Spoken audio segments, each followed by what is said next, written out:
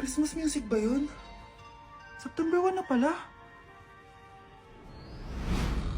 Anong oras na? Anak, bumangon ka na dyan! Christmas party nyo na! Christmas party na namin! Ready na ako, Nay!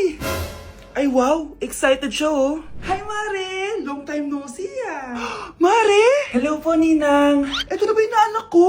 Ang laki na pala niya! Oh, eto. Aginado mo, iha. Kukunin ko muna sa kanya baka kasi mawala niya. O sige Mare, tara kain na tayo dito. Ay, o sige Mars, tara kain tayo.